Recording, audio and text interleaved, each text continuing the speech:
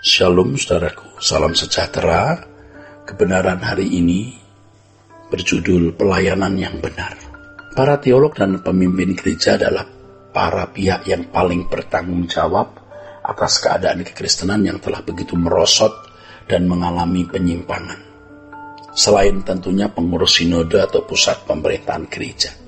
Sebab mereka adalah orang-orang yang dipandang oleh jemaat awam atau umat sebagai perwakilan Allah untuk mengatur gereja. Banyak jemaat awam atau umat merasa tidak memiliki akses langsung kepada Allah seperti yang dimiliki oleh para pemimpin gereja, sehingga umat begitu mempercayai mereka ya sebagai wakil-wakil mereka untuk berurusan dengan Allah. Kalau di zaman Perjanjian Lama seperti imam-imam, ya seperti imam besar begitu, saudaraku. Ditambah lagi dengan pola keberagaman pada umumnya yang memandang bahwa tokoh agama adalah mediator antara Allah dan umat, maka umat semakin menaruh harapan dan keyakinan kepada para pemimpin gereja sebagai mediator dengan Allah. Betapa rusaknya kehidupan iman orang percaya kalau para pemimpin gereja tidak mengalami perjumpaan dengan Allah dan tidak hidup berjalan dengan Dia. Berhubung dunia sudah menjadi begitu rusak, sementara jemaat tidak memiliki kepekaan sama sekali dalam memahami kebenaran, maka banyak jemaat terseret pada kehidupan keberagamaan. Bukan Injil sejati, yaitu kehidupan Yesus yang harus dikenakan atau diperagakan. Hampir-hampir tidak ada umat yang benar-benar telah mengalami perjumpaan dengan Allah. Ya, sebab pemimpinnya sendiri tidak mengalami perjumpaan dengan Allah. Dengan demikian, kegiatan pelayanan pekerjaan Tuhan di tingkat sinode dan gereja hanya merupakan aktivitas keagamaan, ya yang sama dengan semua agama di dunia. Ini adalah kemerosotan, saudara. Kemerosotan di dalam gereja yang sudah berlangsung selama berabad-abad belakangan ini. Ironisnya hal ini sudah dianggap wajar menjadi standar kekristenan seluruh dunia. Orang Kristen yang hidup kekristenannya hanya sampai taraf keberagamaan tidak bisa hidup dalam perdamaian dengan Allah. Kekristenan pada dasarnya adalah jalan hidup bagaimana menjalani hidup sebagai anak-anak Allah, yaitu jalan hidup orang-orang yang mengalami perubahan hidup untuk bisa berkeadaan segambar dan serupa dengan Allah. Itu kekristenan intinya begitu, saudara. Bagaimana menjalani hidup seperti hidup yang Yesus jalani. Hanya orang yang mengalami perjumpaan pribadi dengan Allah yang bisa menjadi anak-anak Allah yang ada dalam pimpinan Roh Kudus untuk bisa mengenakan hidup seperti yang dikenakan Yesus. Dan saudaraku, Yesus menjadi model kehidupan anak Allah yang mutlak harus dimiliki setiap orang percaya. Sehingga orang percaya hari ini kalau dikatakan sebagai saksi, itu artinya bagaimana Yesus dihidupkan di dalam hidup kita. Bagaimana Yesus yang hidup 2000 tahun yang lalu hidup kembali di zaman ini, di abad 21 ini, di dalam dan melalui hidup kita. Dengan demikian, kekristenan pada dasarnya adalah menjalani kehidupan seperti yang dijalani oleh Yesus.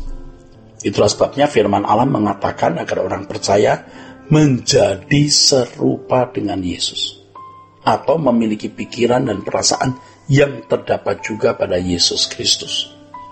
Pikiran dan perasaan Kristus di sini berarti nurani seperti yang ada pada Yesus, yang sama dengan memiliki cara berpikir seperti Yesus. Kalau cara berpikir seseorang sama seperti Yesus, maka segala sesuatu yang dilakukan selalu sesuai dengan kehendak Allah Bapa.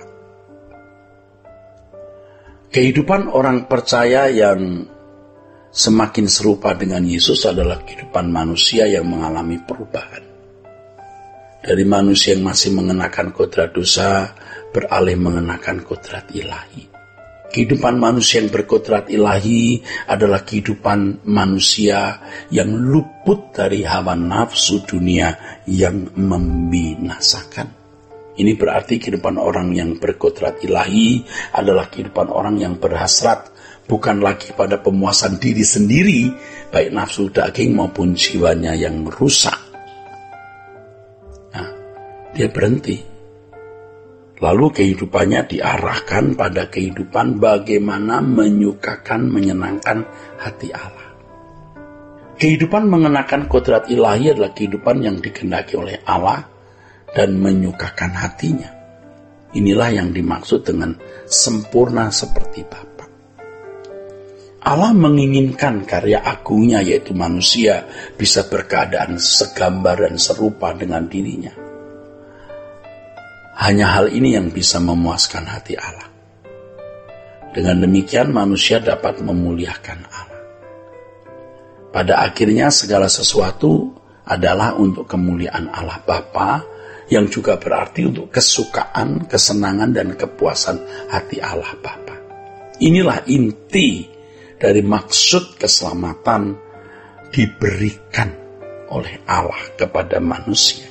Intinya ini, saudara. Kalau sampai berubah menjadi kegiatan keberagamaan, wah itu sudah merupakan pemalsuan atau penyesatan.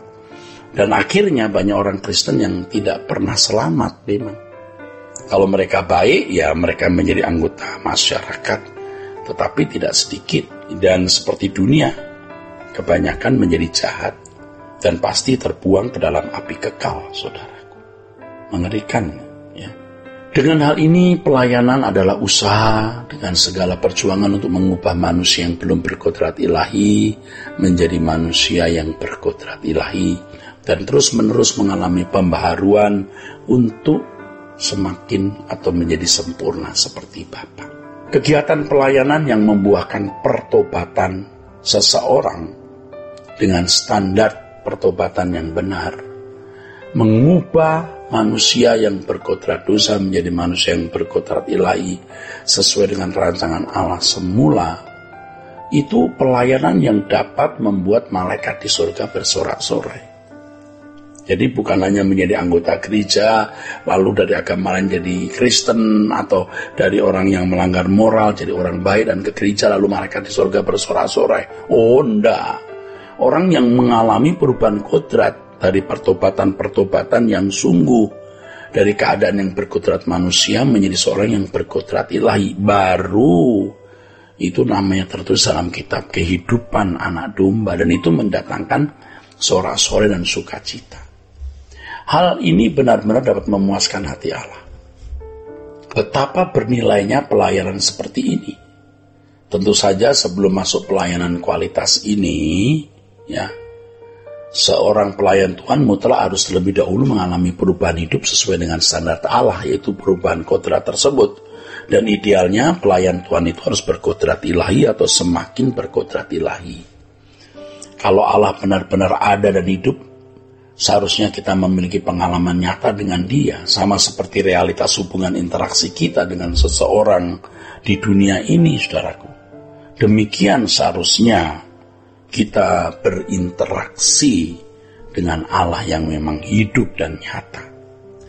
Perjumpaan dengan Allah dalam perjalanan hidup setiap hari haruslah sesuatu yang real, saudara. Yang real, yang nyata, yang berlangsung dalam kehidupan secara wajar dan normal di setiap waktu, dalam segala keadaan dan dalam segala persoalan. Saudaraku, perjumpaan dengan Allah itu segalanya. Dan pelayanan kita harus terfokus pada hal ini, sehingga setiap jemaat yang kita layani bisa mengalami perjumpaan dengan Allah. Tuhan memberkati saudara. Sola Gracia.